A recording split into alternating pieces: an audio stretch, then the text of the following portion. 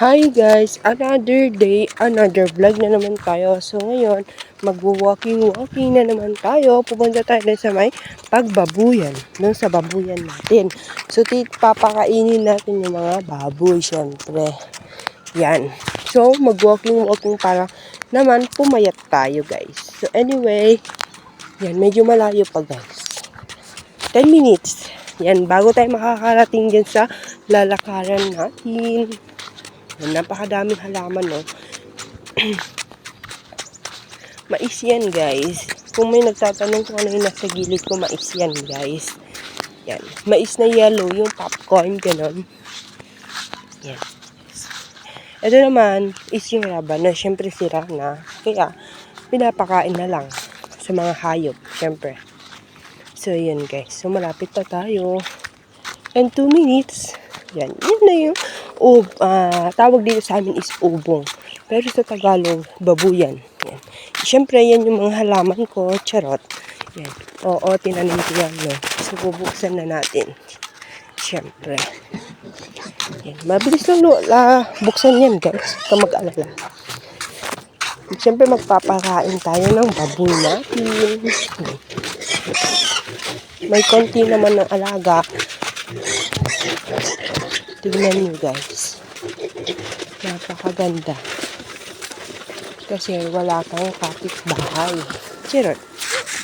Yan. Tignan nyo guys. Tignan nyo yung mga alaga ko. Siyempre, diba? Siyempre may 7 pieces din na babuyan natin, no? Yan. Napakaganda nila guys.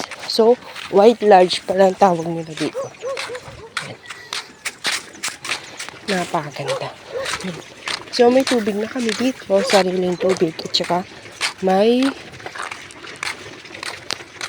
hagusan na rin siya, guys. Bumili kami kasi. So, nabenta na namin yung unang baboy namin. So, sa mga nagtatanong kung nasan yung mga baboy namin malalaki, yung mga patini, nabenta na namin siya at bumili ulit kami. Yan. So, yan yung mga kapalit nila. Yan. Di ba guys? Pakunti-kunti lang. Tapos, giginhawa rin. Wala kang ginhawa, wala kang tiyaga, wala kang ipapakain, di ba? Yan. Tingnan nyo guys, napakaganda. Charot, syempre, maglilinis tayo ng ating ubo o kulungan ng baboy. Tawag dito. Yan, napakadumi man. Pero, tiyaga lang talaga. Yan. Excuse po sa mga kumakain dyan na. Yan, napakabilis lang naman. Ayun, ito. Linis lang. O, diba? Palinis-linis lang yan. Pero tamad yan. Charot. Tingnan nyo guys. Yan. Siyempre, ayaw ni mami lang madumi. Ganyan siya kalinis. So, yan. Tignan nyo guys. So, feeling rich yan. Feeling pagod. Yan.